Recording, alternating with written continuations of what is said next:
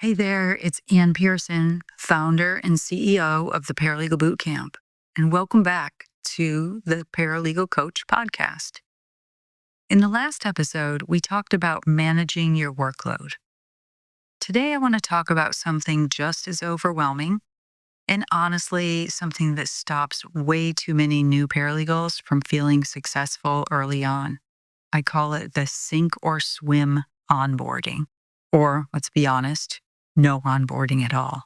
If you've been handed a stack of files and told, let me know if you need anything, or you've been told, just follow the last paralegal's work, or just check the file for stuff we've done like this before, or we don't really have a training process, but you're smart, you'll figure it out.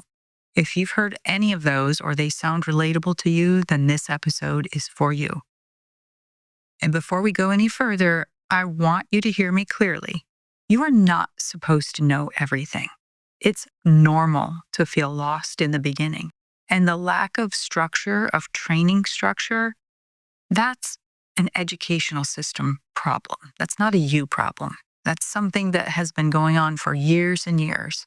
Ask any paralegal, no matter how many years they've been working as a paralegal, if they felt prepared when they graduated from their paralegal certificate program or got an undergraduate degree in paralegal studies.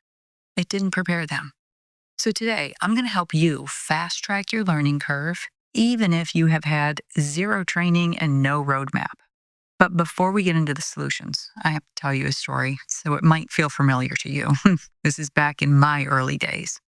When I was a new paralegal, I remember sitting at my desk with a file, and yes, this was back in the old days when everything was still in paper. I know that's aging me. Makes it sound like I'm telling you I walked to school in snow and bare feet, but it was kind of like that compared to today. Anyways, so I'm sitting at my desk with this file, and it literally looked like it belonged in the Smithsonian. It had so many sticky notes in it, you couldn't even see the actual papers, right? There were handwritten memos, loose documents shoved in the back. No one could tell where anything was or what had been done on the case. When I asked the attorney, what would you like me to do first? He responded with something like, well, I need you to review it and tell me what kind of work needs to be done, and we need to draft a status report to the client. And I remember thinking, literally shrugging my shoulders, I have absolutely no idea. I don't even know where this case is filed in. You can't even tell half the pleadings are missing. It was a mess. Dirty papers, stained papers. It wasn't that I was unprepared, right? I'd gone through a paralegal certificate program. I was smart. I was motivated. I wanted to do a good job. But no one had shown me the systems, the workflows, attorney preferences, or even basic expectations. What does a client memo look like? Okay, I'm going to go spend time looking in the computer system. Well, nowadays you can do that. Back then, not so easy. It was a DOS-based system. So that feeling of being lost, that's what too many paralegals face on day 1 through day 101. And if that's you, I'm going to give you a roadmap that I wish someone had handed me back then. Because you can learn this fast. You just need the right approach. Today, we're going to talk about the FAST learning method. Kind of gave it an acronym for you to remember, FAST. It's going to be a 4-step process. And I'll just jump right in. Actually, before I jump right in, though, remember that if you missed the last episode, this is all available in a free download for you to be able to download and take notes as I'm talking about this. So it's a PDF, free PDF that you can download at paralegaltoolkit.com, and you can take notes right there inside the PDF, plus have it for memory. Okay, so what is the FAST learning method? It is familiarize, ask early, shadow smartly, and track your wins. So this is going to do 2 things. It's going to speed up your learning curve, and it's going to give you some confidence along the way. So let's break it down. Step 1, familiarize. Get the lay of the land. When you start a new paralegal position or even get put on a new file, you need a quick 30,000-foot view before you dive into the tasks. Here's what to familiarize yourself with. The people, right? Who are the attorneys on all sides? Who are the decision makers? Who are the clients? Who is helpful?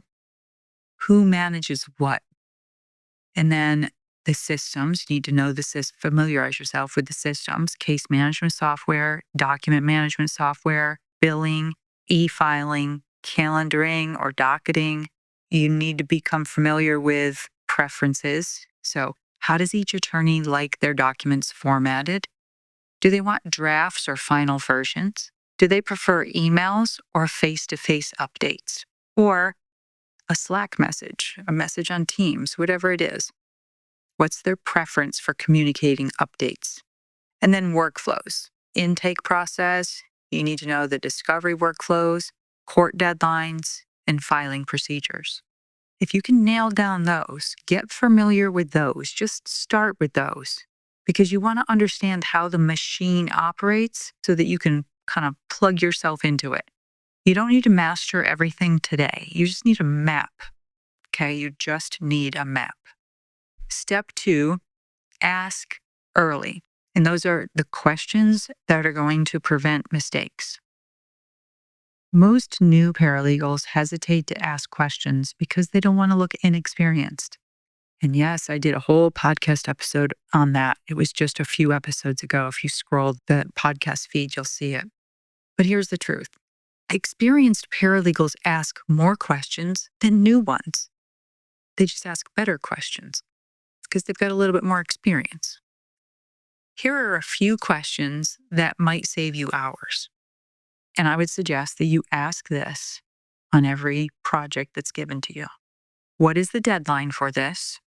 Do you want me to follow the last version as a template? Is there a last version, right? If you don't know, is there a similar file, case, or project that you want me to follow as a template?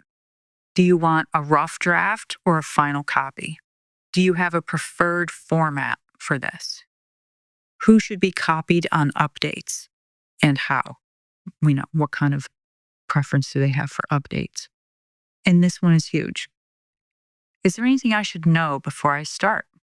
9 times out of 10, the answer will be something.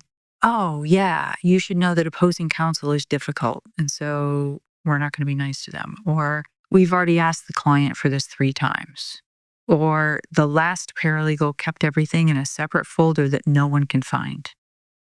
Asking early prevents missteps and rework and frustration and maybe a few late night scrambles. And it shows initiative. Attorneys love the showing of initiative. So ask questions, but ask just those limited questions. What questions do you absolutely need to ask in order to get started and not send you down some rabbit hole of wasted time? Step 3, shadow smartly. Shadowing isn't just about watching what someone does, it's about paying attention to the thinking behind what they do. When you observe someone in a meeting or on a call, let's say you're shadowing a senior paralegal, ask yourself, how do they phrase their questions? What tone do they use with clients? What steps do they take before completing a task? What software shortcuts do they use? You don't need long shadowing sessions. Short, focused observations will work, but you have to look behind more than just watching what they do. Sometimes it's more about why did you do that? Think of yourself as a detective gathering clues. All right, step 4, track the wins. This is going to build momentum and some trust in yourself. If you take nothing else from today's episode, please take this. Your confidence grows when you can see your progress. So start a simple wins log, or like what I've talked about before, a gain log, right? The gap and gain. Every day or every week, write down the tasks that you completed, or big projects mostly, mistakes that you fixed or caught before they got seen by the attorney, and how you caught them, questions you asked, things you learned, things you know how to do on Friday that you didn't know how to do on Monday, or systems or software that you've mastered. Why, you might ask, this is just extra work, Anne. I got to write down one more thing. Yeah, because new paralegals tend to focus on their gaps, not their gains. But you're learning every single day, and tracking that progress reinforces your sense of confidence. It helps you see that you are improving, even when the day feels chaotic. All of those small wins are going to add up to big momentum. Now, let's talk about reality here. I want to give you a little reality if you're new. You're not behind. You're not slow. You're just new. Everyone in your office was new at one time. You're not supposed to have it all figured out yet.